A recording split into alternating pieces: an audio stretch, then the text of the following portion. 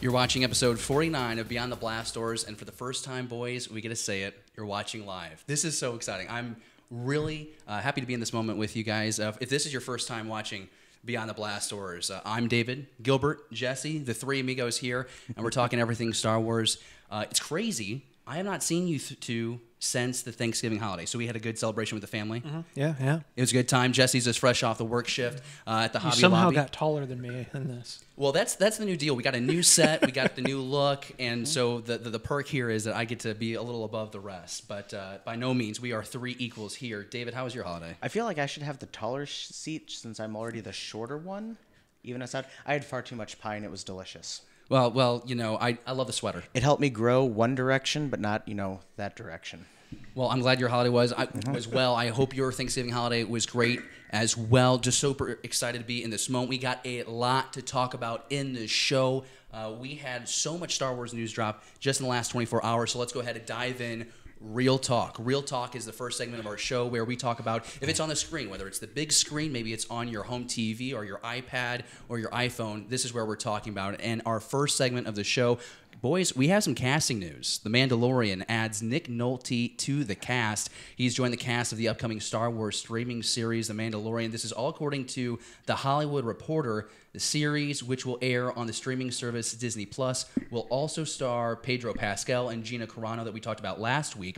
And like these previous cast announcements that we've had, guys, we don't know a whole lot about the role. We just know that they are going to be involved with this project. Of course, Jon Favreau, we've seen him in the news the last couple of days, and we'll talk about that in just a moment. But first, David, let's just start with you. You hear Nick Nolte is going to be attached to a Star Wars project. Is this something to be excited about, knowing that this guy has been nominated for 3 Academy Awards in the past? Well, David, that's a good question for me because I don't know Nick's filmography very well. Okay. I know he's been in a couple small roles in like The Hulk, and he's been in Tropic Thunder. One was a good movie, one was less than a good movie, the 2003 Hulk with Eric Bana. But I besides his small little roles, I don't think I've ever seen him in one of his major movies. It's interesting to me because the internet kind of like shattered when this news dropped yesterday, and I think a lot of people know about maybe a negative story in Nick Nolte's past that has everyone talking. But I want to stay focused on the positive here. This is a high-caliber actor, another high-caliber actor that is attached to a Star Wars project. Jesse, your initial reaction to hearing cast member 3 announced? 2 immediate thoughts. Okay. First, John Fourleaf Tayback. Oh, my God. It's Tropic Thunder. I knew you were going to do it. But second thought was I immediately pictured some sort of a mentor role. Interesting. Like he has a very kind of like rough, gritty kind of look about him.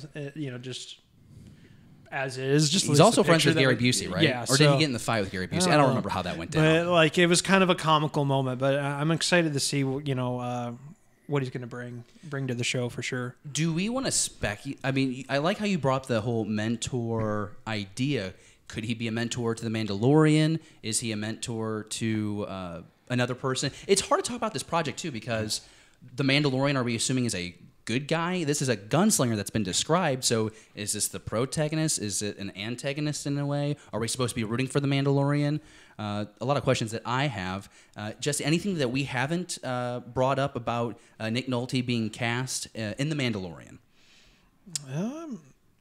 He was originally one of the actors considered to play Han Solo. That's about it. So it's not his first run-in with Star Wars, which is pretty interesting. No. Which the franchise would be completely different, I think, if you had Nick Nolte as Han Solo rather than Harrison Ford. A little different, right? I'm still a fan of Harrison Ford. I don't think I'd want to change from that. Yeah. No, I think that Lucas made the right decision because I think the way the story goes is Nick Nolte actually was in the running to be cast as Han Solo before Harrison had even tried out.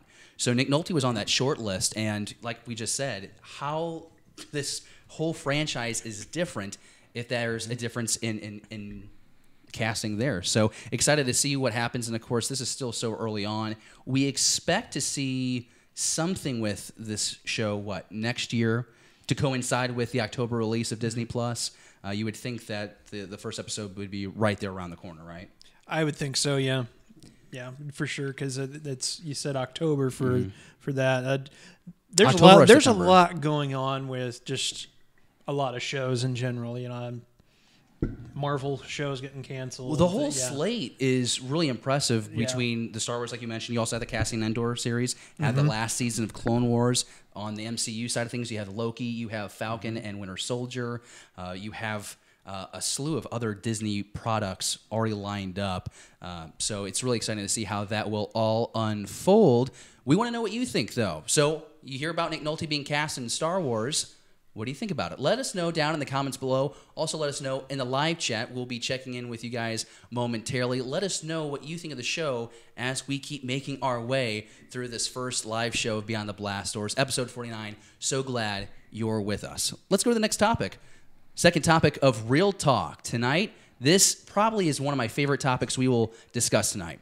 Star Wars Galaxy of Adventures animated shorts debut on the Star Wars Kids YouTube channel. So within like the last couple of days, and you're taking a look at this image right now on your screen, you're seeing the OG, the original trilogy characters in this animated form. First off, looking at this thumbnail, I love the art style.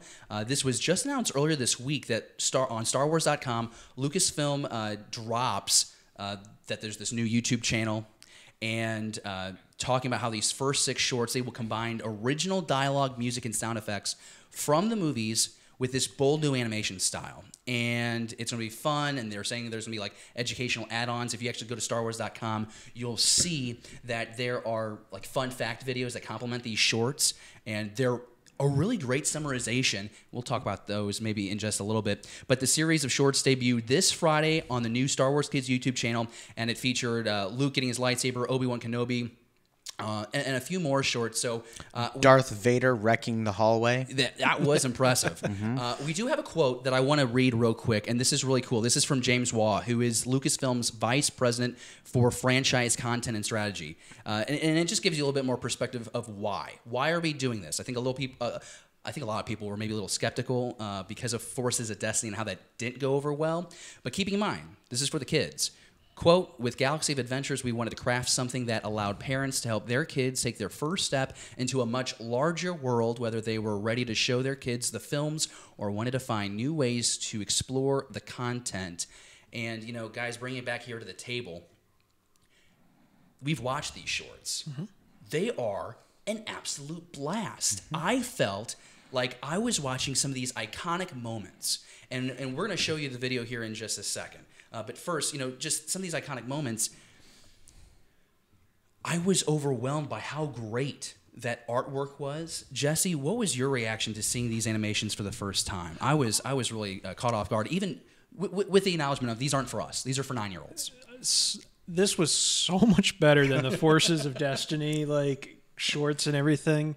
I don't think you can compare the two. This blows them out of the water, kind of thing. They're even shorter than the Forces of Destiny shorts. Well, yeah, I mean, that's the thing. Is like this is like it was almost like watching a series of trailers and everything. And it's just like, this would be something that would kind of get a kid pumped up to, you know, watch Star Wars or get into Star Wars and everything.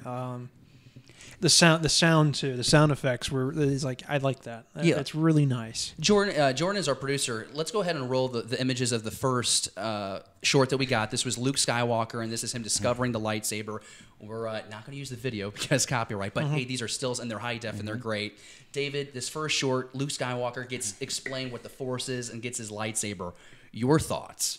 Can I talk about a different one instead? Nope, we're talking about this one. I enjoyed this one. Wow, that's all you had to say? That's all I have to say. I thought it was so fun because you get that narration, and I did not read or catch in the article originally that they were going to be taking the samples, the audio samples from the movie. So I'm watching this great animation style unfold.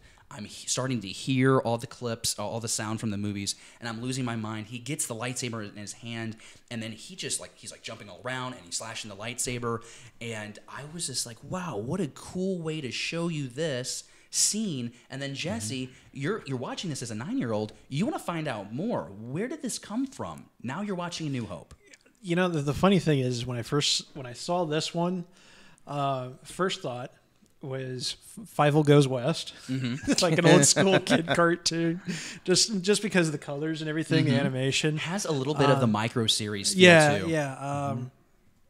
You know, I was like, okay, well, I don't really recall Luke doing all that when he first But it's just like, but that's gonna get a kid's attention though. Like and this is a reimagining. kid, Yeah. So I was like, yeah, I like this. I can get on board with this. I dig it. David, we'll go ahead and we'll talk about Darth Vader now. So this is number 2. This is Darth Vader, and he is wreaking havoc. Looks like in the Tantive 4. Yes, this one's my favorite. Okay. Because I love Darth Vader. Okay. And I like that he's a villain. Yes. And this is probably what I would probably not have made this one for children, because there is nothing family friendly about him pulling the blasters out of their hands, throwing them up against the wall towards each other. I got it pulled up right now. Here's this one guy just throwing his blaster. He just, it's great. What I agree with you, because you create this kid-friendly YouTube channel for them to enjoy Star Wars content, and then the second short that you release is Vader going down this hallway, and he is just slashing rebels. I mean, you can see the images on your screen right now. The fear, just like, I love the detail. This guy on the left, he's gonna die, and you just see Vader go down the hallway, and it's such a fun blend of that horror scene that we got in Rogue One, and then what we actually get with the Tantive scene in A New Hope. It's like, okay, kids, here's your villain. Here's why he's a villain. And you know what? I think any kid would be scared of Darth Vader after seeing that clip. The next one is Luke versus the Wampa. This is the Cavern Escape. And I want to talk about this with Jesse, because this is one of those spots in Empire Strikes Back that George Lucas always was kind of revisiting on the special editions, where there's more screen time to the Wampa, more suspense with the lightsaber pull out of the snow. What's your impression? Because I think this Wampa is way more intimidating in this short than what we actually got in the movie. Yeah. Again, this is animation spot on, sound effects spot on. It also kind of a scary moment too. I think that would be a scary moment for.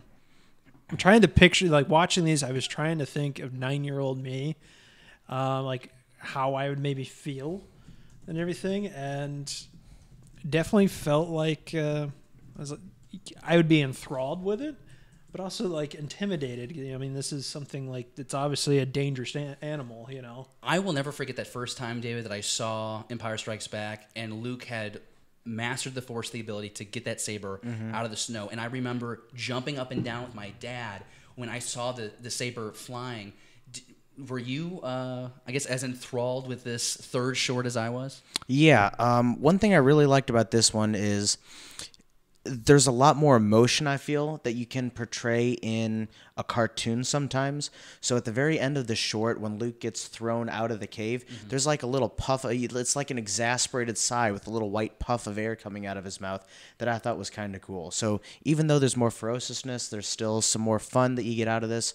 I like that, and I think it does justice to the original live action as well. Let's go ahead and go to the next one, because I think it's time that we give R2 some love. R2-D2 gets his own short here, and it's in a familiar scene. We're back on the Tantive 4 with this one, and we are seeing the secret information, the plans of the Death Star from Leia be given to R2. David, we'll start with you on this one. I thought it was a great example of comedy using these shorts. And again, I've said it before, this is meant for kids. But you as a parent, or you as, we're 20-somethings, young 30-somethings enjoying this, and we're actually getting something out of it. What a great way to bridge the generations. And I love Anthony Daniels as C-3PO. So anytime I get to see him, hear his voice and do something goofy, and you can even get that little goofiness with him waddling back and forth almost as he walks. I love the detail of the carbon scoring, the blaster scoring on the hallways. It looks weathered. Love that was captured. There's wide shots of this series where it's very kind of like, it looks like kind of like generic frames, but then they'll take close shots, and there's some real passionate detail in those frames, and it's really exciting. I love the part where they're trying to get across the hallway. They run into Vader, then they finally get into the escape pod and they blow out of their chests. This will sound really funny, but like, again, like this one especially, like the animation, the movement of the characters, I found really entertaining. It's almost like, I wouldn't mind actually seeing a full A New Hope version, like in this art style. Yeah, like I think it would be kind of a fun, like a kid version. Obviously it'd be kind of a kid version and everything. At first, I was a little surprised when they announced this project, because I'm like, why are we reimagining the original trilogy again? But my goodness, this looks great, and it sounds like we're going to get more of these clips later this month. We're also going to get more in 2019. You know, if you're not going to have movie frame by frame, scene by scene, you're going to get most of those movies in this format, which is exciting. And this is one of the few artworks, the cartoon or the drawn, where I don't hate Han Solo's face. Oh, speaking of Han Solo, let's go ahead and transition right into the Chewbacca. It's the Chewbacca face I don't like. Oh, well, that's interesting. But I like Han Solo's face in this one. I think that I kind of loaded up the images of this episode because I wanted you to see the detail of the Star Destroyer. I thought that was really important because I like how the ships look in this animation, this art style. But I thought the humor, I mentioned it in the R2-D2 short, but the humor here works for them so much. The Falcon is having a lot of tech issues. They're trying to repair it. You're hearing that classic argument between Solo and Chewie, and it is, I mean, I was laughing. I mean, I was audibly laughing. David, you mentioned that you don't like the look of Chewie. I just think he's got a goofy face on this. Well, you know, it's, again... But it's hard to do all that hair. It's so hard to do all those individual hairs. And I say that criticism. I can't draw a stick figure to save my life. At least you're honest. Jesse, what do you think? I mean, I'm obsessed with that scene where they're like going through and it's just issue after issue, and it's just I found it comical, just like everything they were trying to do to fix the Falcon, and it was just like, this used to be a nice like I kept going in my head, this used to be a really nice ship on the inside. Like, yeah, what happened? You know, Han really messed it up from Lando's time. Yeah, you know, that's like what's going through my mind the entire time, and I was thoroughly entertained by this one. So we have one more short. And this one I think is really great because it's, again, reinforcing the fear in Vader. This is, what's the title of it? Might of the Empire, Darth Vader. And what I like about this is it reinforces Vader as a villain. And keep in mind, not in the first Vader or in this one do we give away who Darth Vader really is, which I'm really excited about because that means when the kiddos see these clips, they only know Darth Vader as Darth Vader. And they don't truly know the fall from grace. So there is still going to be a surprise that they're going to find out in Empire Strikes Back. Do you think that was intentional? I absolutely think so because this is genius. They are showing you that Vader was once, a Jedi Knight, but it's never explained the connection to another character that we know so finally about. So that reveal in Empire Strikes Back still going to be fresh for the kiddos. And to me, that was something I was worried about. Glad that won't be an issue. Were you excited when you saw all the TIE fighters, all the AT-ATs, all the AT-STs lined up? It's the fear of the Empire, and the Empire did nothing wrong. So here we are, this glorious, majestic Empire. Everybody in line to salute Vader as he gets off the shuttle, and then all the TIE fighters flying. Oh. From a certain point of view. David's allegiance makes me proud that I cast my vote for the Empire. Oh my goodness, Jesse, there were no Mandalorians in any of these shorts. Oh, don't break my heart. But you had to be pretty excited when you saw just kind of like the force of the Empire demonstrated so well in these shots. I mean, look at this. The clip on your screen right now, you're seeing the Star Destroyers in front of Vader. Before that, you saw the reflection of the Star Destroyers in like his eye sockets. Yeah. I thought that was really cool. And again, here's him walking through the Death Star. A nice nod to Return of the Jedi, you know? Now, don't get me wrong. I still want to see a Boba Fett in this art style, too. So. I would imagine with all these shorts that they're trying to pump out, I'm sure we're going to get one along the way. Clearly not a negative of this animated short series to retread the original trilogy. Mm-hmm. This is clearly this is something that I'm seeing on the internet among us. Reached out to a couple people on Twitter asking what their kids think of these shorts. This is a success. I mean, they are really fun. And if you have not been able to watch these shorts, I highly encourage you to do so. Again, we're getting more of these shorts later this month. We'll also see new animation shorts in the new year, 2019. So be on the lookout for that. We want to know what you think.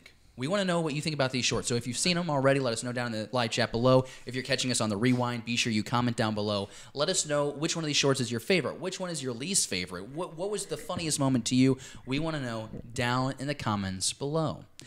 Let's go to the third topic. We're just moving right along here. Real Talk, episode 49. So glad we're live with you in this moment. We're talking about J.J. Abrams and Kathleen Kennedy. They're breaking down episode 9, filming in Jordan. That is wrapped up. They've been over there for a couple of weeks now. And we're going to go deep into this one because a lot of characters that shot on this location. This is always one of my favorite things to talk about when we talk about a new location, because then there's that speculation about where could it actually be. Right. And I love that. Oh, absolutely. I think there's a lot of potential here with Jordan. We'll dive into that in just a minute, but I first want to go on and just kind of break down that we got this information from Roya News. So this is a local news agency, and they were able to score the exclusive interview with these, with both JJ and Kathleen Kennedy. So let's go take a look at that JJ Abrams quote first. And that quote says, Wadi Rum is breathtakingly beautiful and the perfect location for our film. I feel extremely fortunate to have been able to shoot in Jordan. Between the warm welcome from the government and the dedication and hard work of the local film professionals, we could not have had a better experience. We are enormously grateful. And we'll follow this up with a quote from Kathleen Kennedy, who also expressed gratitude, I should say. She's producing the film, and she also adds that she also wants to thank the Royal Film Commission in Jordan, the Army, whose tremendous support has been invaluable and helped make this shoot possible. There is a known factor with any kind of Star Wars property that is going to be shot in secrecy. And it looks like they had to have an army's help to keep the secrecy around Episode 9, which makes me chuckle, because that's how dedicated we are, Jesse, to keeping secrets here. Well, I mean, when I read that, I took two things from it. Okay. Recently, there was that theft on the set of The Mandalorian. That's right. So I think part of that, having the extra security probably is nice. And what was that? I don't think I heard about that one. They got like cables taken away, and there was like some prop pieces. There were some things that were missing. Not to dive horribly into politics, but I mean that is a region of unrest and struggle and everything. So it's kind of glad to hear that country also was potentially also just actually protecting the actors and directors and everything while they were there. So no, I think that's really cool. I'm not geographically knowledgeable about Wadi Rum, like the area. I think it's pronounced Wadi Rum. Wadi Rum. Okay, so thank you for the audio correct. I think that's a Wikipedia. Okay, it's a desert area. It's a place where you can shoot desert type things. We'll go into guesses. I'm sure I know where this is going, anyways, about what planet this is going to be for. But David, what do we know about the cast members that shot there? Because I believe we had Ridley, we had Rey, we had Finn, we had Poe, we had Chewbacca, and we had 3PO. And we also had Chewbacca's his wife in real life. Satarmo is his last name, and his wife was hanging out there too. She posted on Instagram. That's how we found that one out. But there has to be something major happening in this location. That's the kind of point. That's the picture with her and the donkey. Right. Yeah, she's there with the donkey. Yep. But something big has to be happening here, right? Because if we have basically 4/5 of the principal cast. Yep. Seems like it's the Millennium Falcon crew at this point. Most of them. I wish they would have been like N9 Nump. That'd be great. No. I can't make the noise that he makes in the thing.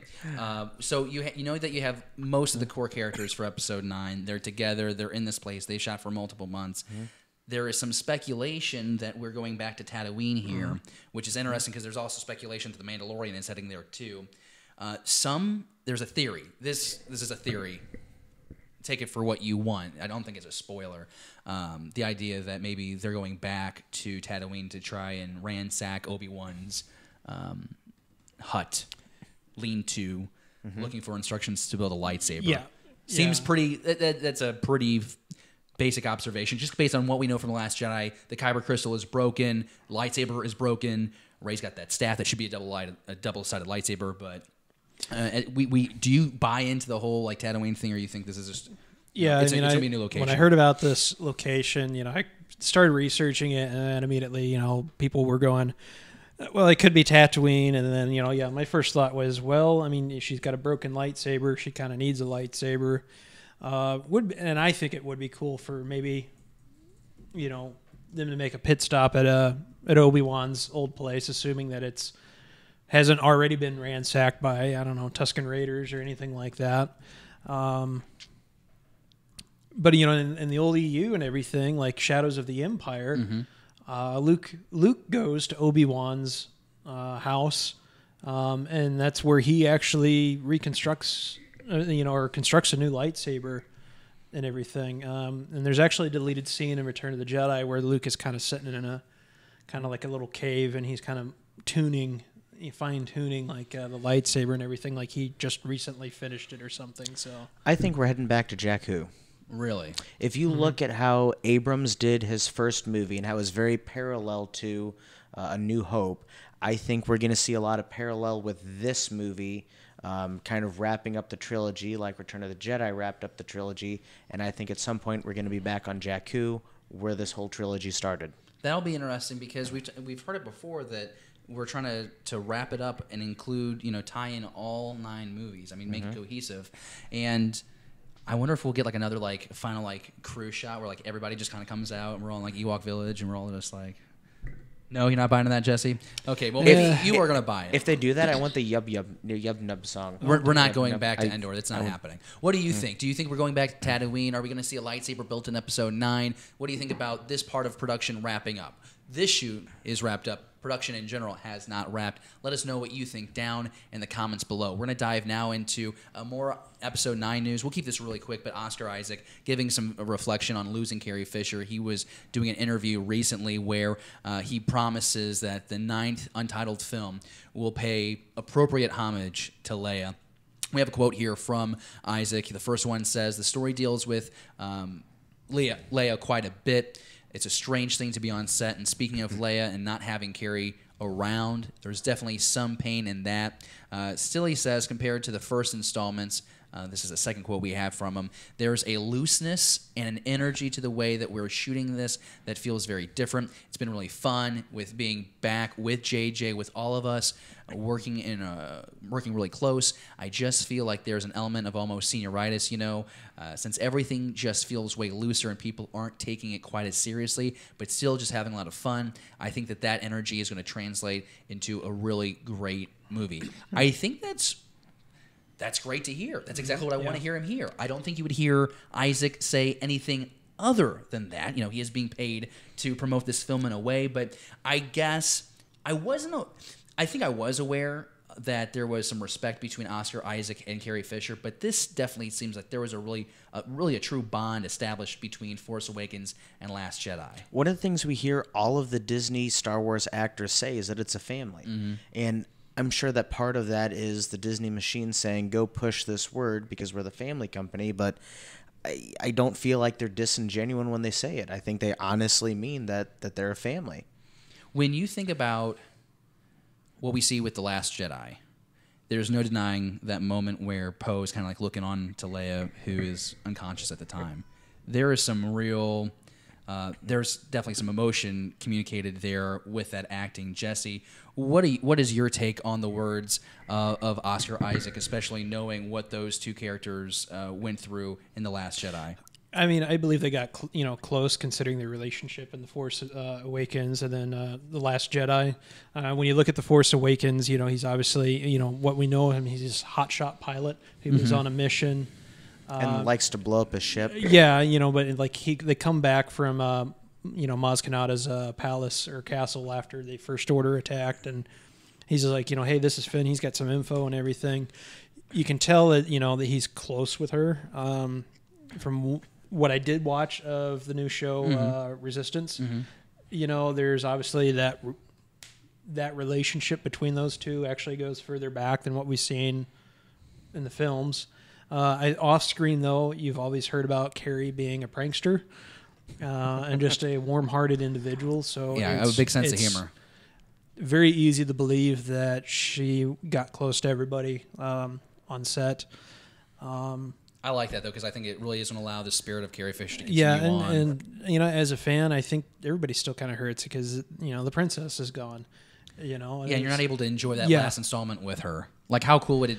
Like, I'm kind of bummed that I'm not going to know what Carrie Fisher thinks of this movie. Well, that's the thing is like, it's just like this is my first celebration that we're planning on going to in April, and Carrie Fisher is known to go to celebration, and it's just like she's not going to be there. I'm not going to get to sit in the crowd and listen to her banter kind of thing. But no, I definitely agree. I think the actors and actresses they definitely get close, and it ends up being kind of a family. So. what do you feel? Do you feel like you're a little bummed out that Carrie Fisher won't be able to enjoy Episode 9 with us? Do you empathize with what you're hearing Oscar Isaac say about missing her, but the excitement about the tribute that they've got in store for us in Episode 9? Let us know down in the comments below. Be sure you let us know in the live chat. We're going to give you guys some shout-outs in just a short while. But we're going on to maybe... this is my second favorite topic in the show because you've got a Lucasfilm employee just... I love Phil so much. Phil is this guy that on Twitter, he basically gives out concept drawings, renderings, like every day. Just some random nugget. The other day he posted about the droid landing ship. Well, look at this. Phil Szostak tweets out just this week this image of Luke Skywalker, and it proves that Luke Skywalker's twist in The Last Jedi was planned from the very beginning. And if you're looking at that image on your screen, you can see he looks like a samurai, has a hair bun, Luke with a hair bun. This is taken from back when George was still working on his sequel trilogy. This was before selling this baby off to Disney, and he gave the Fabioso. We actually have a quote here. We don't have a graphic for this, so we'll just keep looking at this beautiful image here. But the quote is, "My first image I made for Star Wars Force Awakens. This was January of 2013. Luke was being described as Colonel Kurtz type of hiding from the world in a cave. I got the George Lucas Fabuloso. How do you say that word? Fabuloso. Fabuloso? Yeah, there we go. Okay. Kind of sounds like a Harry Potter spell. On it to boot. I don't know. I'm reading the quote, and it's actually not from Phil. It's actually from the design supervisor, Christian Alsman. But I thought that was really cool that he shared this. He actually goes on to share a couple more things. I think this is the interesting point. At this point in the story, 30 years after the fall of the Empire, Luke has gone to a dark place. He always had this potential dark side within him, being that his father was Darth Vader, so he's really struggling with that. And he ended up secluding himself in this Jedi temple on a new planet, and he's just there meditating, reassessing his whole life. Gradually, over the arc of the movie, he rediscovers his vitality and comes back to himself. So we're getting a lot of insight into what Luke was going to be doing in the sequel trilogy had George Lucas followed through and done it himself, at least penning it. And it's pretty similar, I would say, to what we got with The Last Jedi.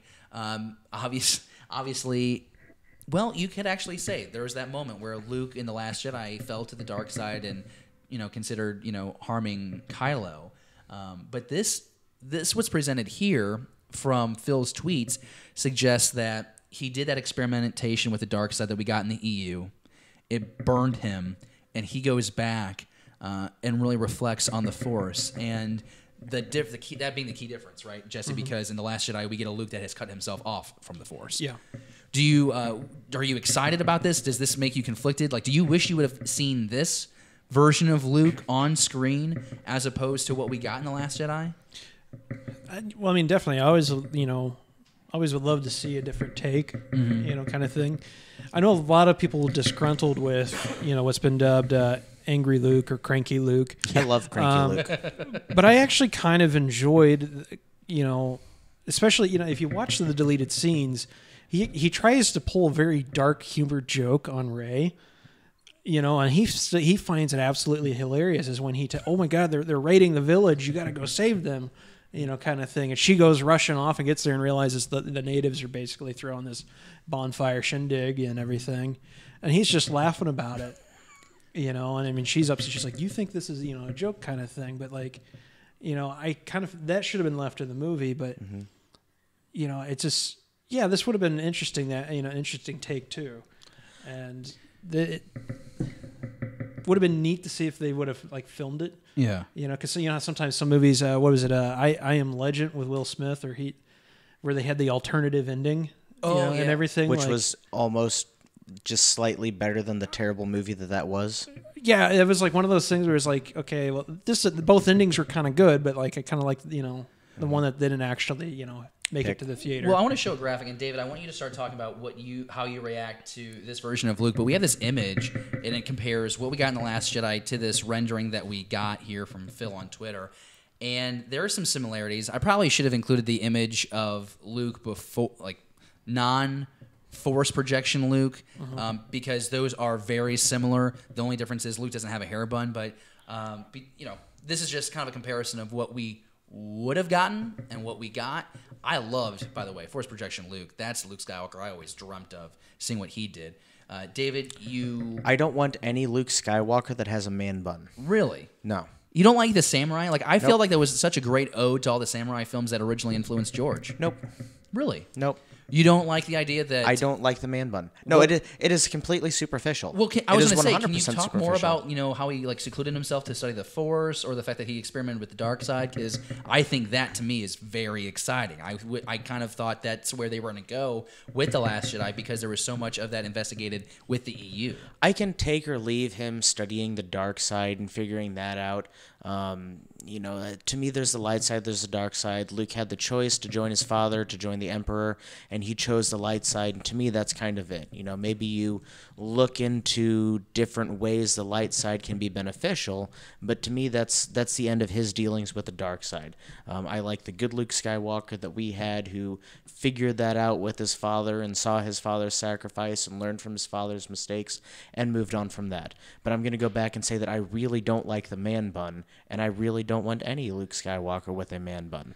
Well, if there's one thing that we've established here, that David just does not like modern trends. Nope. Does not like it. But what do you think? Let's leave the man bun out of this conversation. I want you to tell us what you think about this original vision for Luke. I personally love this artist rendering that we got here. I also like the backstory. Learning about Luke exploring the dark side, and there was nothing to say that they couldn't still show Luke experimenting with the dark side. There's a 20 to 30 year gap in between Return of the Jedi and Force Awakens that we don't know really much of anything about. And if they're starting to pump out TV programs for the Disney Plus that are going to be kind of movie quality, there's a chance we may get Mark Hamill come into the small screen. God, I hope they give him a man bun. Let us know what you think in the comments down below. Let's go to the next topic. I was so glad I got to sneak that in there. My goodness. I need a drink of water, so I'm going to take a sip right now. You're so lucky that the mic. I kind of want to slap you for that one, but No, it's okay. That's why I put the mic just like that, so you can reach over to me. Next topic here in Real Talk, and we're going to go lightning speed here because we're still in Real Talk. We still have quite a bit of a show to go here, but just so much happening, and just really glad to do it. And you know what? If it's our first live show, why not do it all? Star Wars Resistance. We have new images from the episode that is going to premiere tomorrow. It's the 10th episode, Secrets and Holograms. One more episode after this, and then you have the mid-season break, and we'll come back in the new year. And that's what I'm going to catch up on the show. I've seen the first 2 episodes. I've kind of followed the plots, kind of, the internet chatter, but we're going to sit down and binge it because I can't fall behind like I did with Rebels and U2. Oh, when you're like 4.5 years behind? Yeah, don't feel like it's one of those things where I actually am having trouble with the animation on this show. Mm-hmm. And the first 2 episodes that were released, they didn't do much for me, honestly. So I kind of want to, I want that ability to just kind of sit down, binge watch, and see if it changes my mind. See, the animation's what I actually like about this one. I like this a lot better than the last 2 shows. It feels very Voltron to me. While you bring that up, Jordan, can we bring up that first thumbnail for this? Yeah, the Are You a Spy? Perfect. So go ahead and talk about the art and why you like the art so much. It reminds you of what, Voltron? It reminds me of Voltron. And I just like that. Just the way it looks. And so you're happy with the character design? Yeah.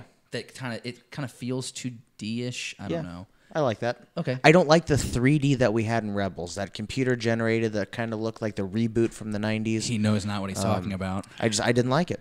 But this is working for you, which is really exciting. I will say this, the pacing of this show is slow. And I think that's because, again, we're talking about a part of Star Wars storytelling that's geared towards a younger audience. So they're trying to keep them interested, keep them engaged, kind of taking a little bit longer to explain some things. I like this episode because I felt like we got right back on track where we're digging, Kaz is trying to figure out more about Captain Doza, who is kind of like the guy in charge of this racing platform scoundrel community that they're at in this show. And he's, investigating them. Of course, we know Captain Doza has some ties to the First Order, has had some communication with Phasma. But I like it's back on track with the main story arc. The previous episode was about family. Who would have imagined? It was about family, and it was the mentor guy. His brother comes into the mix. Has a really funny name, like Marcus Speedstar or something. And I just kind of felt like it was a filler episode. But excited to see where this goes. Again, we got one more episode before the mid-season break. Jesse, have you? You're talking about binging this series. I don't know. Are you hopeful? Are you excited about the story that you're about to learn? I'm still hopeful that it will pan out and will be okay. Okay.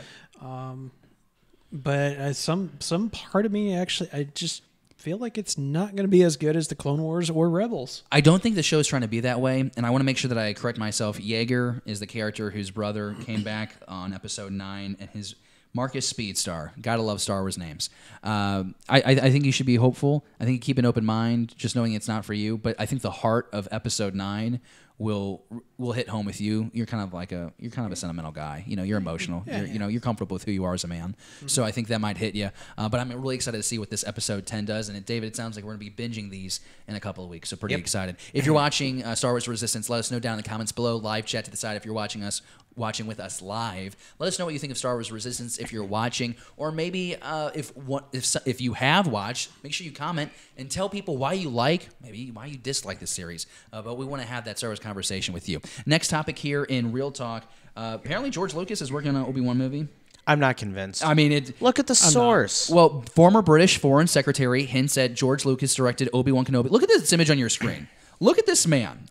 Do you know who this is? This is Boris Johnson. Okay, Boris Johnson recently spoke at the Democratic Unionist Party conference where he hints at George Lucas might be returning to direct Obi-Wan Kenobi. Look at this man's face. That gives you nightmares. Okay, the quote here is... And that's a good picture of him. Which was one of the biggest grossing movies last year? Star Wars. And where does George Lucas propose to follow up about Obi-Wan Kenobi? Northern Ireland. So he seems like to be spouting off. No one seems to be taking this seriously. Of course not. This is a man who thought that Brexit was a good idea. Well, and then there's this whole thing where they're saying maybe he's just not aware that George Lucas even sold Star Wars in the first place. So he just might be confused. They were in Northern Ireland shooting The Last Jedi. And they were in Ireland shooting, that ending scene of The Force Awakens. So Star Wars has been there. Mm-hmm. He might just be confused. But Jesse, what do you? I mean, David has already stated his point. He thinks it's BS. What do you think? I love it, but it's BS. I think George is okay with stopping by the set and giving a few pointers. In terms of directing, the last movie that he actively worked on was, I think it was Red Wings. No, Red Tails. It was the Tuskegee Airmen movie. Yeah, the World War II Tuskegee Airmen movie, which I liked, but most I people enjoyed, but it flopped at the box office, and he kind of took that to heart, and I think that was one of the deciding factors for him to kind of retire. I think it was the prequel hate. I think that's what did it. You combine that, yeah. I think everything. Yeah. He's a sensitive guy. He also is very in tune with his emotions, just like you, Jesse. Mm-hmm. It's an okay thing. Is it fair to say, though, we all kind of agree that this isn't going to be happening, but if an Obi-Wan story is told, doesn't the streaming service, Disney Plus, seem like the most logical place to go? Yep. Why do one movie that could be a risk like Solo was for Disney? Why not do an 8 to 10 episode, hour long? You're basically getting 10 movies now with Ewan McGregor's Obi-Wan Kenobi. It's a possibility now. Can I throw something out interesting? Ahead. So I was curious as we were talking about this. What is George Lucas up to at 74 years old when he's worth $5.6 billion? He makes like movies in his basement. And he's credited as a producer for the Star Wars Detours and Star Wars Underworld TV shows that are coming to the Disney Plus. So that's interesting. He's not credited as a writer for them. He's credited as a characters based on characters created by for that. But he's got producing credits on those. That's it. Well, he's been on set of The Mandalorian, we know. Yeah. Something that kind of comes to mind with this is he at one point had kind of said that he always felt that at some point in time it was going to cost too much money for an individual to actually go see a movie, like ticket price. Mm-hmm. And if looking at it now, I mean, yeah, you've got like a Stubbs card, $5 movie kind of thing, but on average, if you go to a movie, you're snacking you're looking at maybe $15, $20 and everything. Well, yeah, where we live, but like if you go to a metropolitan like St. Louis, it's $15 for your ticket. Yeah, it's gonna be $12 for your hot dog. Anyway, he had kind of commented on that at one time, and he always felt that the future of basically film and storytelling was actually going to be more in line with television series, and with the success of shows like Game of Thrones, Vikings, The Walking Dead, obviously we've got a whole A-list of people working on The Mandalorian, and I think somebody tweeted out that this is the amount of work and attention going into The Mandalorian is just mind-blowing. So it just kind of makes me excited for these television shows that they're working on. I think that we're going to get the stories that we want out of these shows in comparison to films. Sam Cooper joining us on the live show in the live chat says that would be the best way to do Kenobi, beyond a doubt. So he's also in favor of seeing this thing become a TV show for the streaming service. We definitely want to know what you think. If you're watching us live, comment down in the live comments. If you're catching us on the rewind, comment down below.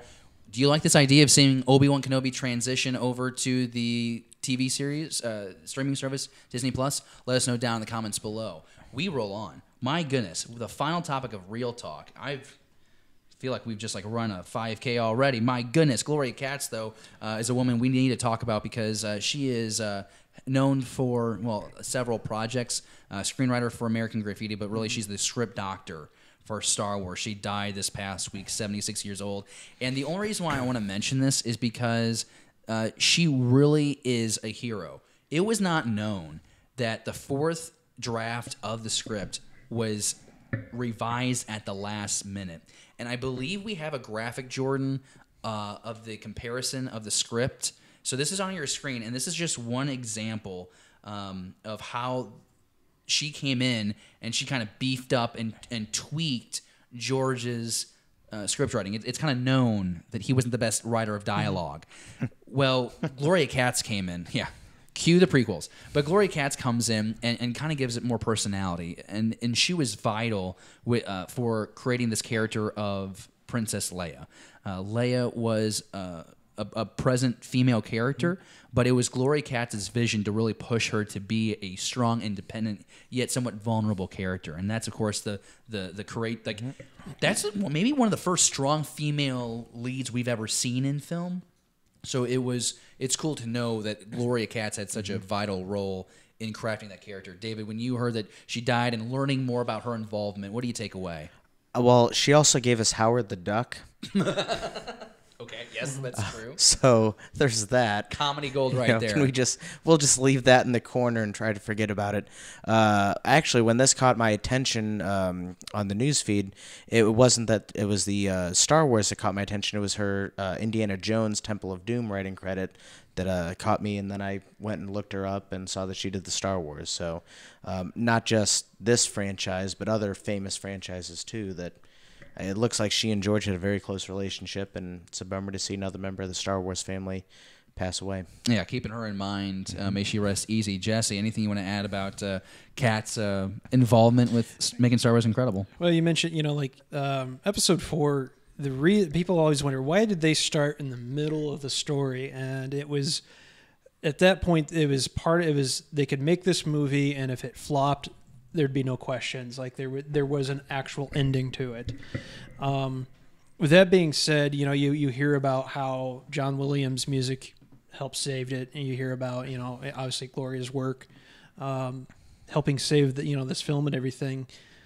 Imagine if neither one of those individuals touched that movie. Mm-hmm. We wouldn't be doing this podcast. So glad they did, though. And that's the thing is that I think it's important, and I really hope that. As influential as she was, that kind of like how I kind of look at Dave Filoni as George's protege. I hope that she had a protege, to kind of pass on her knowledge and working on films to somebody to keep fresh blood. Especially that way we can keep the Star Wars going. And even the proper humor and dialogue and everything. It's always hard to hear when somebody passes. That. We're so often talking about what's the future of Star Wars and looking ahead, and sometimes we trip on the present. Mm-hmm. And it's important for us to know the past, where it all started from. And, this is Gloria Katz is not a name you hear often in the Star Wars conversation. Mm-mm. And it bums me out that it took her death for a lot of us to become more aware of her accomplishments and her contributions. But hopefully moving forward, we really do recognize the genius that she had. And if you have any thoughts, go ahead and take a look. If you do a quick Google search, we'll also try and put the link in the comment section down below after the show. You have to take a closer look at what she changed of the script. It's drastic, and it's, well, honestly, if you know what A New Hope is, that's what she did. That's what she did. She morphed the fourth revision of the script into that. So let us know down in the comments below. boys, I'm excited to say, real talk is over. We're going to the next segment of the show. My goodness, that was like a marathon, a Greek marathon. Oh my gosh. That's good because I want to talk about Darth Vader 24. Oh, dude, we're going to do it right now. Pages, Pixels, and Pieces is the next segment of our show. And this is, well, it's pretty self-explanatory. First things first, though, we want to make sure we thank our sponsor. This segment brought to you by the Fantasy Shop in Maplewood, Missouri. We're proud to have our local comic shop as our official sponsor. Comics, collectibles, toys, Magic the Gathering, and board games.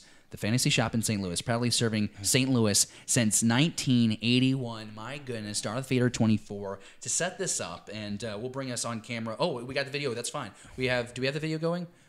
Oh no, we have the thumbnail. We can bring us up. It's whatever you want to do, Jordan. We're just going to be talking here about how great this issue is because 24 is setting up 25, and 25 is the final issue of this Charles Soule run.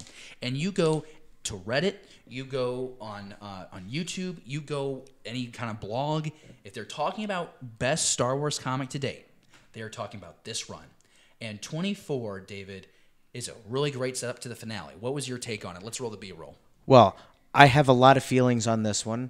We could talk about art, we could talk about characterizations, we could talk about plot, but I would like to simply summarize by saying that I quite enjoyed this issue very much. Okay, well, you can go into it. We have the video playing. There's a video for it? Yeah, we have video that's playing. This is kind of interesting doing this live thing because then I can like watch what we're doing while we're actually doing it, which is kind of cool. It's a 20-second delay, just so you know. It's a 20-second delay, so can we wait a moment so we can catch up? No, how about you go ahead and talk about the story 16. That you really like? So we finally get a face down between Vader and Momin. Yes. Which is really cool. A little disappointed in Momin, quite honestly. I would have thought that he could do better, but I guess if he kind of hasn't had his body for, couple centuries, that he's a little rusty. But it's still being able to see and cool to see another Sith who didn't think that Vader was worthy of being a Sith Lord and that he wasn't capable of fulfilling the direction that the Sith should go. I like the fact that Momin was more menacing, at least in his talk, maybe not his execution, about his vision for the Force and how the Force uses you. You don't use the Force, and get the dark side and the philosophy behind that. There's a lot of really cool action shots of Vader just looking great as they're taking out some of the locals and just destroying them, and Vader using the Force to just wipe them out with lava. It's I liked it. What I guess, Jesse, the one thing that I take away from this comic, this is probably a really dumb observation. I didn't realize how many inhabitants of Mustafar there were. Like they're like on like not horseback, but they're on like these creatures and they have weapons. Like flying ant slugs. They look like something out of freaking movie name now. It'll come back to me. It'll come back to you. Press here for more information. Super Troopers. There we go. Okay, so I was always kind of surprised, I was surprised by the inhabitants. But yeah, Momin was a character that a lot of mixed reviews on, Jesse, because it was kind of like the first nod in canon to like Old Republic era. Yeah. But there's a lot of we don't need to get into the confusion of the really where Momin is from on the timeline, but kind of surprised like David. Like the character comes in, issue later, dead. Just dispatched of, which I guess makes sense. We didn't. It actually character had to die. It didn't surprise me. Yeah. And part of that is you're getting these little nods to the Old Republic era, and the actual MMO Old Republic.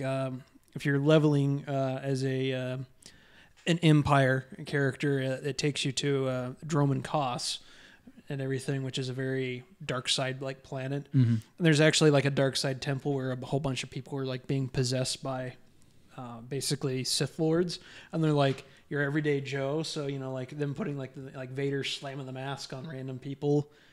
That's what that reminded me of, and like those people thought they were a Sith Lord, but they didn't really actually have like full power kind of thing, and that's what this reminded me of. Was like.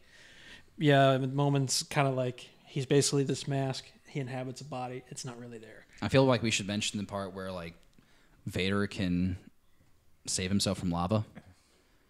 Like that was pretty cool. He has like this like force field. He's able to like put himself in this force field. This is like a new. I've never seen Darth Vader do this. I don't know if he doesn't want to be burned again. But it was.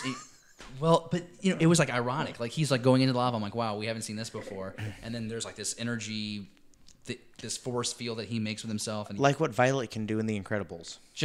It's pretty dope. If you haven't read this comic, you need to. If you have read this comic, let us know what you think in the comment section below. And just so you know, it is our first live show of Beyond the Blast Doors, so you better believe we're giving away some free comics. More details on that in just a moment, but you'll want to stick around for that giveaway in just a couple of minutes. I want to keep this comic talk going, and especially with Darth Vader, because we're learning that Chuck Wendig's Shadow of the Empire comic series. Shadow of Vader comic. Shadow of Vader, I'm sorry. It's a 5-part miniseries. It's been completely scrapped. And Wendig was fired within the last month, 5 weeks or so. October sometime. Right. Okay, so yeah, it was a lot more recent than that. Okay, cool. So basically it was cited because of his behavior on social media. You call it whatever you want to, but I guess Disney or I guess Marvel in this situation is saying it was inappropriate fan reaction. Great writer, but kind of a big mouth. Yeah, I would put that because he gave us the Aftermath novel series, which was superb. I've heard he's a jerk. I've never met him. I've never met him either. I think he's a nice guy. He just has an opinion, but he's a writer. He's supposed to have an opinion. What's interesting about this, though, is that the first 3 issues were already written in this miniseries. They scrapped the whole thing. So my question is, why would you... Like, I get it. Like, he did the work for the first 3. I'm sure you had outlines for the last 2. Why not bring somebody in and just finish it off, Jesse? Okay, so... kind of a book is obviously a whole different ballgame than a comic book. Yeah, this is but 22 I'm pages. going to use this as kind of an example. But Frank Herbert's Dune, which was a fantastic sci-fi book if you haven't read it. But the thing is after Frank passed away, his children tried to continue the story. They were the authors, and they were basically basing it off of notes that he had left behind. And it wasn't as good. You could definitely tell the difference when somebody else steps on, and takes control. Same thing with actually the Hobbit movies. I'm a very avid Lord of the Rings fan. You can tell when Peter Jackson stepped on, for that trilogy in the very first Hobbit movie. You can tell the difference in the direction, as things changed. David, when we think about the fact that this series gets canceled, and again, restating, because I think it's important to mention, the first 3 of the 5 were already done. Well, to my understanding with this comic, David, was that each issue of the comic was going to follow Vader, but in a different era with a different group of people. Yep. So they weren't necessarily going to be sequential. So I wonder if it's more about royalties and Wendig getting money from something he's already completed, as opposed to, a storyline issue. But with how successful this recent Vader series has been, and let's not forget the Gillian run 2015 Vader was very successful. Vader is maybe the most attractive character right now in Star Wars, and maybe has always been. But you make money. I mean, those comics would fly off the shelves. So to me, it's like Marvel must really not be happy with Wendig to forfeit the money that they've already invested in creating the comics that are already on the shelf, and then not willing to go through and get the sales from it. Because I was set up to buy these already with the fantasy shopping down in St. Louis. Like, we were ready to go, and then the news came that it got dropped. I don't know. Well, I guess we'll never know. I guess it's kind of the whole point of the story. Are you bummed out? I mean, we are getting Vader stories elsewhere. It just makes me wonder where the next Vader story will come from. I know that they're doing... IDW Comics was doing a short run of Vader stories, Tales of Vader or something, that I know that the kids have been enjoying for quite some bit. So let us know what you think down in the comments below. And we're talking about Vader, and maybe I should have put this one up, but the next topic in the segment is about Charles Soule, because he recently was on Reddit talking about what's next for him in Star Wars now that we're going to have his Darth Vader run wrap up with issue 25 here this month. And so he would not give any specifics, but he did talk about how he'd like to continue some of the things that he started in his Darth Vader run. That excites me. I don't know in what format. Would that be miniseries? Would that be another Vader run set in a different point on the canonical timeline? I think that would be cool. Giving him another 25 issues? Yep. Here's my thing, though. So when I think of things that he started in his 25-issue run that I really liked, I want to go back and explore more in the archive room of the Jedi Temple on Coruscant. I didn't like the Kyber Crystal Fuel Blaster, but I'm sure there's other things there that I like. I think Monman is interesting because he's kind of the first guy to really tap Old Republic. So let's go explore. Maybe there's some other relics there that we can play with. Was there anything that, Jesse, that sticks out to you that you'd like to see Charles Soule do with Vader that you haven't seen him do already? The thing that I really enjoyed the most about these comics is the insight it kind of gave us into Vader's struggle with basically his new body, his new suit and everything. So that's something I'd like to see continued, in the next project, that's Vader related is, because obviously, he's got weaknesses. He's got electronics and everything. It's ultimately played to his own death kind of thing, in Return of the Jedi. So I think it's neat, that seeing how Vader kind of overcomes some of these handicaps or adapts his fighting style or force abilities to compensate and maybe build a defense towards these things. I totally dig that. David, is there anything we haven't mentioned that you'd like to see tackle? Because Charles accomplished a lot. I think so. Now we've seen Vader get to the point where he's Vader, and now he's got his fortress. By the time this run is done, he's basically finished his work with the Inquisitors, hunting down and tracking down Jedi. Of course, I'm sure there's still more out there that he's got to go deal with, but it's not the high priority. So where does Vader go from here through the next 20 years until, I don't know how far we're into it, 18 years until we get to A New Hope? What does Vader do in that time? And I think there's a lot of opportunity that we could see him go do some of these projects where he has to work with Tarkin and the Inquisitors, but it's a different power dynamic now because Vader's being moved into secrecy, and Tarkin's taking a bigger role and maybe some more Thrawn. So I think his relationships are going to become a bigger play if they continue this current line somewhere down in the future. I don't know how it would work, but I would love for him to be able to. I'm going to say this out loud, and it's not going to happen. But it would be cool if there was some kind of run in where, like Ahsoka and Vader don't cross, but they're in the same proximity. So either Vader feels a tremor in the Force or has to respond to this crisis, and it's actually because of Ahsoka. And so they just keep missing each other. I think that'd be fun. But if Ahsoka's around, Dave Filoni has to be there. Let us know what you think about Charles Soule and what you want to see him do next. He's clearly a talented comic book writer. He's also known for his helming of Daredevil, which that run has wrapped up, and he's held the Daredevil line for years. So it's an exciting time for him because I think it's one of transition and a lot of new opportunities coming down the road for Charles Soule, and he'll be excited to see what he adopts. From one writer to another, let's talk about Jason Fry, because he was the one that penned the novelization for The Last Jedi, and he tweeted. Man, he tweeted a lot this week, and he basically went from beginning to end of the novel, explaining the process. Things that I took away from the tweets. He talks about Luke's death and how he thought that it was going to take so long for him to write. He said it actually was like one of the quickest things he wrote because he realized subconsciously he's been approaching that scene his whole life, and then seeing what Ryan did, boom, he was just able to fall into play. Talked about influences. There is a huge mound of new Star Wars canon books on his desk that he's like, I read all this stuff, but then he also read Howard the Duck because he had a conversation with Ryan Johnson saying that there explains everything. Because Ryan Johnson said that the Howard the Duck book took chances with comedy. When I made my Howard the Duck comment earlier, I did not realize that was further down here. I just... Howard the Duck. When you guys go through the tweets, I was really happy. They talked about Han's funeral. I thought that was really a great moment. I don't know, David, did anything jump out to you? I didn't read these because I haven't read the book yet, and I'd rather read the book yet, but I don't know if I want to read the book yet, so I didn't dive into his tweets. I think you read the novelization, honestly, because it's not... I had the preconceived notion that the novelization of a movie is going to be the movie. And it's not. There's new scenes that are added. There's the scene in the novelization where Chewie and Leia kind of hold each other on the Falcon at the end, a scene that we wish we would have gotten at the end of The Force Awakens. And where was that in the... We're on the same page there. These things, if they're that important, they should be in the canon movies because that's where the majority of the people are going to get their Star Wars story. Well, and this has been brought up in the live chat, though. It's hard when you have a 2.5-hour movie to get everything in there. You start getting selective when you have to put stuff on the cutting room floor. Jesse, were you able to go through these tweets? Did you see anything that really stuck out to you? Again, I'm kind of on the same page with David Gilbert.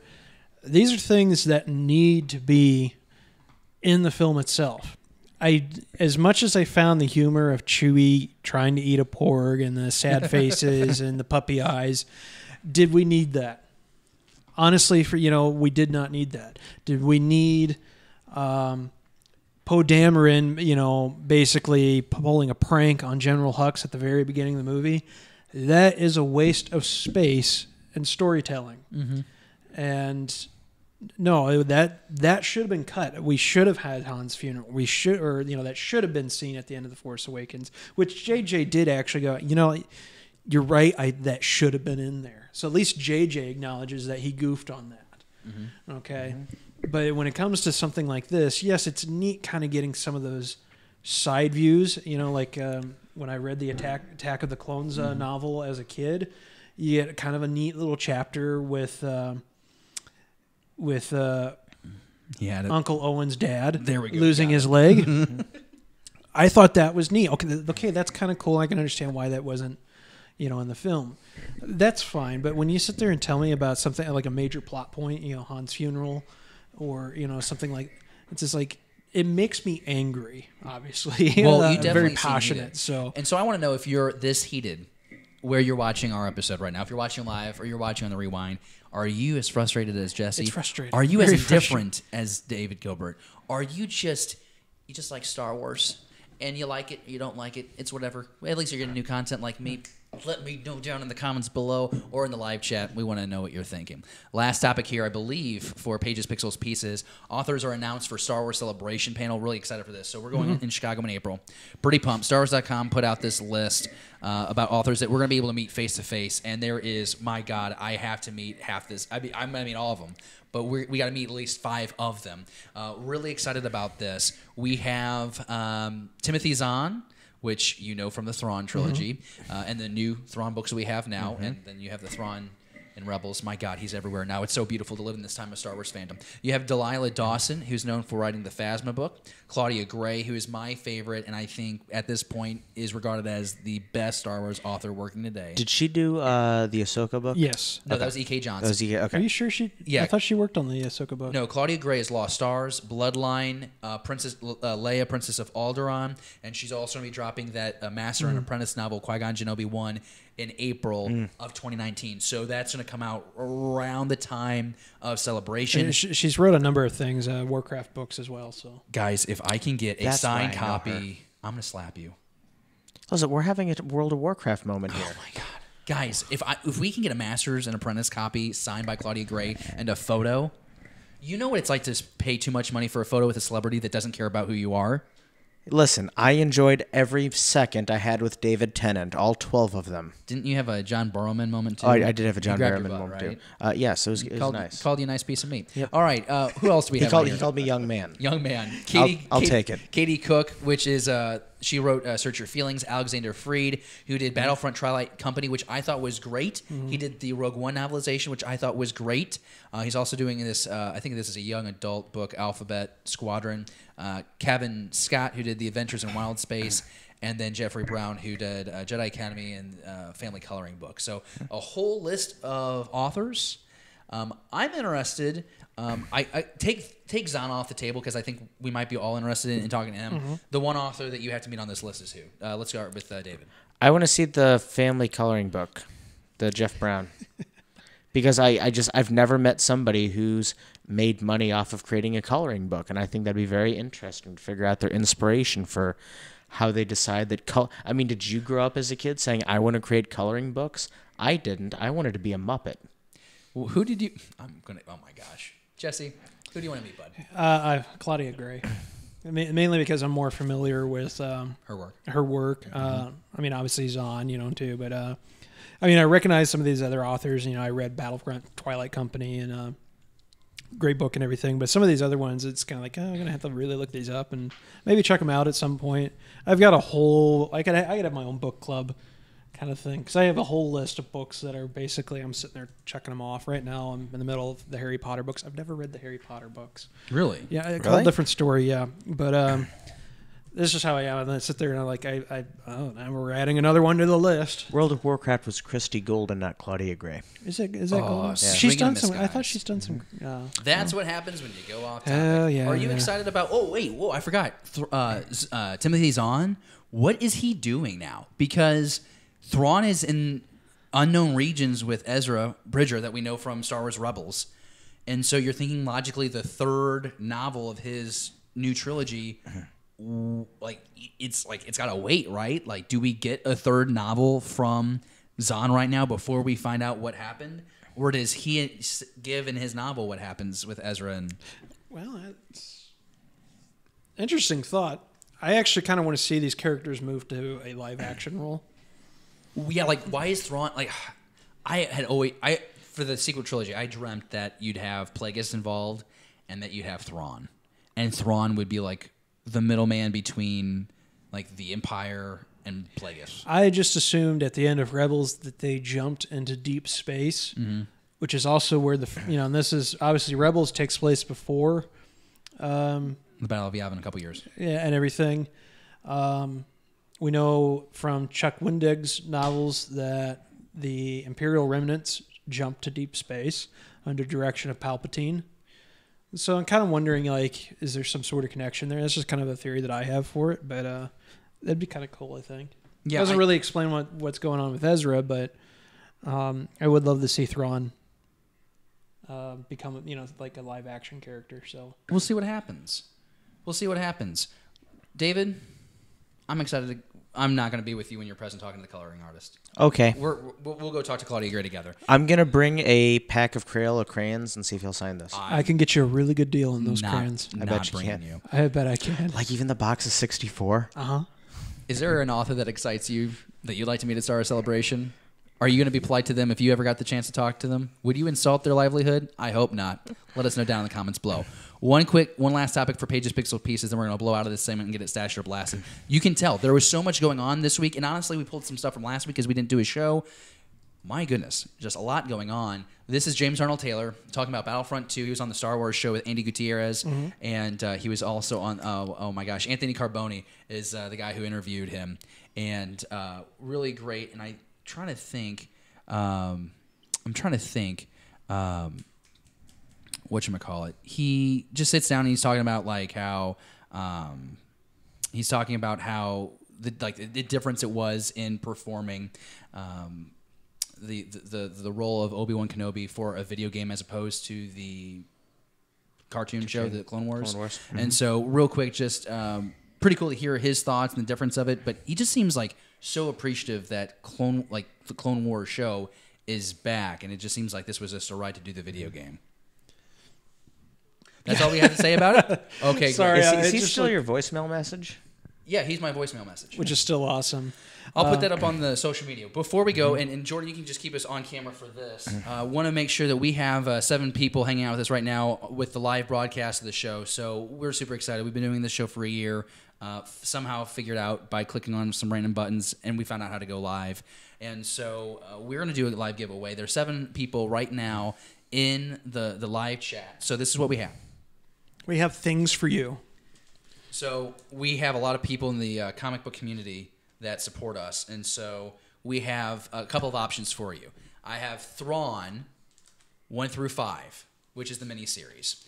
Or I can give you 5 single issues from 5 different miniseries, ranging from Darth Maul. We have The Last Jedi adaptation comic form, the Rogue One comic adaptation form. We have Star Wars Adventures. We have Lando Double or Nothing. I can give you 1 from 5 miniseries, or I can give you 1 through 6 of Thrawn. You decide if you win.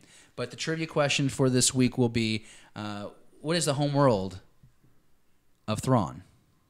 You got to let us know in the live chat. Oh. We'll check back in at the end of Stash It or Blast It to announce the winner. Jesse knows the answer, so I'll let him give the answer after Stash It or Blast It. But one more time, we want to thank our sponsors, the Maplewood, the Fantasy Shop in Maplewood, Missouri, proudly serving St. Louis since 1981.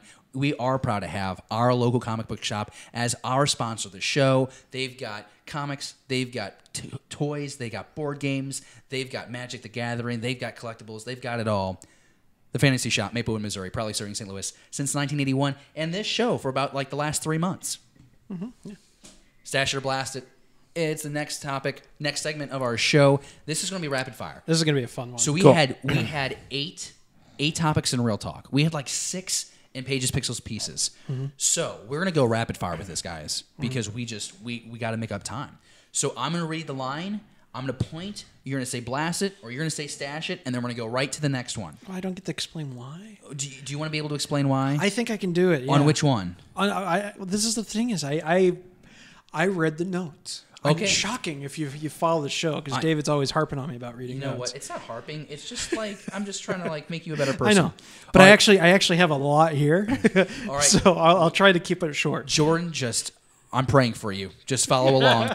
First one, Leia will use a lightsaber in episode 9. Jesse. Would be cool, but I'm going to blast it because limited footage for them to use. Gilbert. Blast it, don't need it. Okay, will Natalie Portman return as Padme in Star Wars episode 9? Gilbert. Blast it, don't need it. Jesse. Blast it considering she was apparently a terror to deal with on set. Okay, Luke will come back to life in episode 9. Jesse. Stash it if written properly and filmed properly. Okay, Gilbert. Blast it, don't need it. Okay, will Kylo Ren have Sith eyes at any point in episode 9? Stash it because he's full of anger and hate. Stash it, be really cool. Being a nice throwback to Anakin Yeah. Skywalker, right? Okay, well, here's our last one. This is actually really impressive. You actually did it, Jesse. Will Kylo have a green lightsaber? Blast it. I think he needs to die. Okay.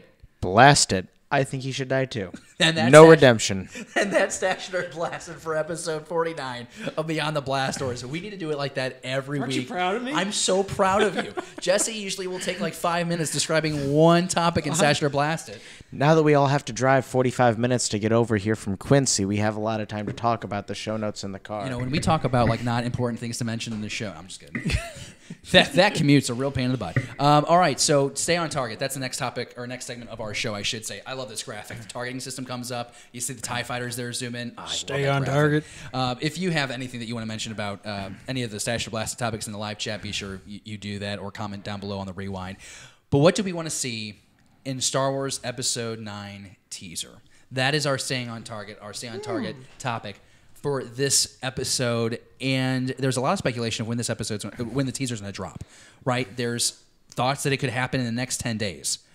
I think it's going to happen in February. Some people don't think that it'll drop until Celebration, which I think would be a mistake. I think the teaser has to drop before Celebration to have the hype going into Celebration to drop one of those like behind the scenes, talk about how magical it is to shoot the movie that we've gotten with every Disney Star Wars movie so far. That's what I'm thinking. Like, I think it has to happen in February, and then we see more footage at Celebration. David, I'm going to start with you. What do you have to see in the Star Wars Episode 9 teaser? Keeping in mind, it's probably only going to be, 45 seconds to a minute? If even that. I don't think we're going to see an action-packed teaser trailer. I think it's going to be one where there's a narration voiceover that's kind of telling the story about how it wraps up. When I was a kid, I heard about the Jedi. I thought it was just a story, Then I learned I could move a broom with my force powers. I don't know. But I think it's going to be something simple. I think it's going to be something easy. And I think it's going to be very elegant, and it's going to leave us all wanting more. I love that. I want lightsabers in the teaser. I have to have lightsabers. I want to see some shots of a really great space battle. What was great about the Revenge of the Sith movie was you had a great opening space battle, and you had a dope saber fight. In Return of the Jedi, you had a great saber fight, very emotional saber fight, and you had an incredible space battle going in and out of the Death Star 2. Jesse, what do you feel you have to see when you see that Star Wars Episode 9 teaser for the first time? I think I'm sitting here trying to remember when the Force Awakens kind of thing, because JJ did, I think, that Force for Change clip thing where he had what was his? He had like the little trader guy with the super long neck. He was like a hunchback. Had a whole bunch of junk on his back. I kind of vaguely remember that coming out before we actually got an actual trailer. I kind of wanted like a 2-minute deal. I'd be kind of okay with a behind the scenes thing. If we're actually going to get a legit trailer, I don't expect to see much, but something that builds that anticipation. I would think, I'm actually leaning with you, maybe Super Bowl. Okay. That would be February 6th. Yeah. But I don't think I think we'll get the full-blown trailer for this movie at Celebration. Like, I think that will be the big reveal and everything to try to get that hype really up. There's going to be so much, though, because you're going to have Episode 9. You're going to have the new streaming stuff with the Mandalorian and Cassian. Mm-hmm. You're going to have Clone Wars. You're going to have Resistance. There's the books, the comics. There's so much. They expanded it to 5 days for a good reason. So much going on. Do we get? I mean, like, is there a character that you think gets hidden? You think there's a character that's not going to be shown? You know, we didn't see Luke in The Force Awakens. There wasn't really a hidden character for The Last Jedi. But do you anticipate the teaser to be misleading at all? I don't think we're going to get any story out of it. I think we're going to get shots of lightsabers turning on, of starships going past, with somebody telling us, you know, the end is coming. Jesse just got really excited. Here's my thing: is with this before you just whatever you do, just I want a Chewie. We're home. Like, I want that moment for Episode 9. Jesse, what was your thought? This one's really far-fetched, so be ready for it. Okay. The trailer begins with a gauntleted hand coming up over the mouth of a Sarlacc 30 years later. So you're telling me that in the teaser for Star Wars Episode 9, We're getting a movie that is going to Boba wrap up a Fett. 40-year franchise saga series of movies, you're going to... What would you do if it happened? If that's what they were going to kick it with? I would disown you as a friend. I would buy you a very nice dinner because it's absolutely ridiculous and it's never going to happen. What do you want to see in the teaser for Star Wars Episode 9? What do you think the name of this movie is going to be? I have no idea. The Legacy of the Force? I don't know. What do you think it's going to be? When do you think we're going to get it? What do you want to see in it? Let us know down in the comments below. Let's tap the fan com link, boys. Cool. I It's like time. the fan com. There's some time to good tap. ones here. Tap the fan com link. We are closing in a long show, a lot. I'm gonna have to buy Jordan, who's helping direct our show right now. Doing the live show, we had to have a fourth body, and I work with Jordan, and I begged him, and he was like, "Yeah, I'll help you." And so I have to buy this man beer, or like he doesn't drink. I'm gonna have to do something for him. I don't know. I'll buy him lettuce. He's a vegetarian. Did I get that right, Jordan? Are you a vegetarian? Yeah. Okay. Yes, I got it right. Okay. Sweet. Poor man. We got to give that man. He eats beans. It's fine. He gets his protein somewhere. Let's go to FanCom. Like the first tweet we got here is from Ian, and I think this is great. So Ian, he does a Hoth Podium, a podcast of their own, cool show. Check it out. Listen to an episode earlier this week, just trying to get a better understanding of what they do. There are so many different Star Wars shows. So you missed some of them, but glad to be following your Star Wars conversation now. He says in the latest podcast, it was all about what we'd like to see in the various new Star Wars properties coming out. So what's the one thing that you'd like to see in the new Star Wars? And he lists Mando, Episode 9, Cassian, Resistance, the Galaxy of Adventures shorts that we've gotten. And then, of course, he used the hashtag Beyond the Blast Doors, because when you want to submit your questions into this show, just use the hashtag Beyond the Blast Doors. It's really simple to do, and he did it. So, Jesse, what's like the one thing that you have to see in the new Star Wars? I actually have two things. Oh, baby, give it to me. Okay, obviously, me being a Mandalorian nerd, I need more of that lore and story for Mandalorian culture. Well, you're getting a whole TV show. I'm getting a whole TV show, so I'm obviously really pumped about that. I guess you'd say the one thing is a confirmation of Boba's survival. I don't care if he doesn't play like a huge role. It can be a cameo or just even somebody go, he's still out there kind of thing, you know, like just that confirmation. The other thing when it comes to Cassian, I want more K2 in those one-liners. Why does she get a blaster and I don't? Kind of thing, you know, like K2 is awesome in Rogue One. So that's what I want out of those two shows. David, if there's one thing that you have to see in the new Star Wars stuff. Lightsabers. Wow, that was... I could have put a Las Vegas bet on that one. I really want to think. It's not mentioned here. Benioff and Weiss are working on a series of movies. We know that Game of Thrones wraps up in April of next year. You got to know that they're having conversations already, and so I really want to believe that they are doing Old Republic, and I want to see the Sith Wars. I want to see the Sith going against the Jedi. I think what'd be dope is if they go before, they go to the Sith Order, like before the Empire was just the Order. That would be really cool because I think that would be like, wow, they also did the research. You're not missing much there. If it's close, anything close to MMO, it's just a bunch of backstabbing, whiny Sith lords. I want the thing where I'm okay with that. I just want 1,000 Sith over here and 1,000 Jedi over here, and they just run at each other. I want the Battle of Geonosis, but better. A lot better. Way better. And that was really cool. I've been fighting on Geonosis recently. That's a whole different story. I want space battles. I want better space battles. I think it's been a weak point of the sequel trilogy, for example. Here's my thing. Revenge of the Sith gave us the best space battle, I think. I loved all those large, I don't want to call them destroyers. The one right at the beginning? Yeah, the one at the very beginning. Okay. I mean, that was the most intense space battle we've ever, large scale. I want to see one that kind of changes it up a little bit. I watched this video the other day, blanking on who made it, but a very good point. Why do all the Star Wars battles go like this? Like they're in space, but they're only on one plane. They're only going two directions. Like, why aren't they going all? I mean, I'm sure it's something to do with coordinates and plotting and how you enter a system and stuff. But I want to see a mess of a starfight, and I want to see little gunships. I want to see X-wings cruising around.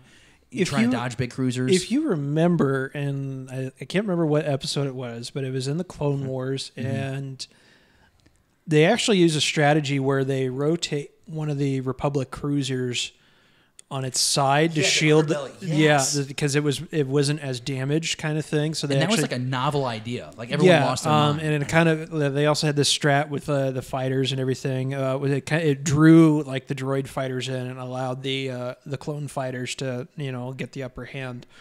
You mentioned that battle of the opening of Revenge of the Sith, and the one sound that sticks out is the ARC 170s. Yes. That noise they make. It's just, I love it. Which should definitely be a Lego set in 2019 to celebrate the hear that, 10th Lego? anniversary.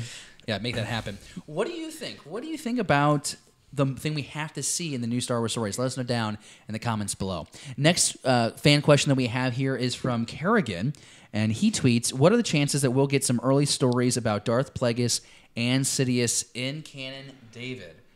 We want to see Plagueis, but I think the chances are very slim, but I would love it.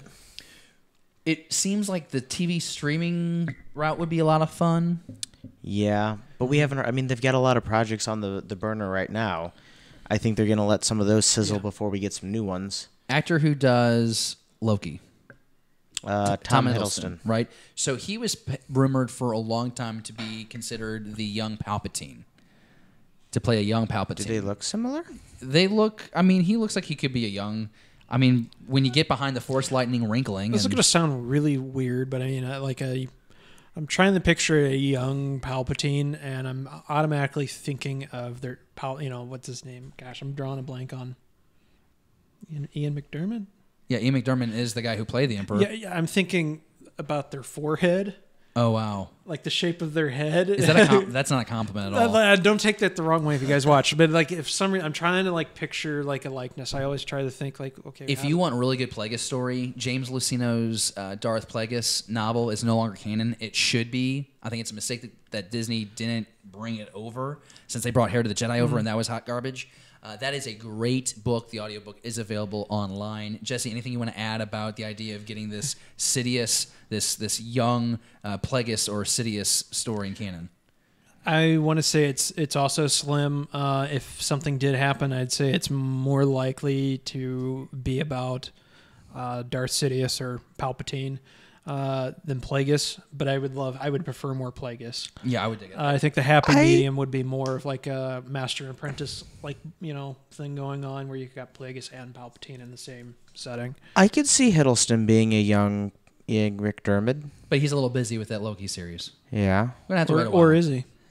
I'm sorry? I believe it was tweeted out that he's actually dead. That Loki's actually dead. You're messing with me. I am not. Well, he's coming back because he's got a whole live action series coming into the Disney streaming. We'll figure that out.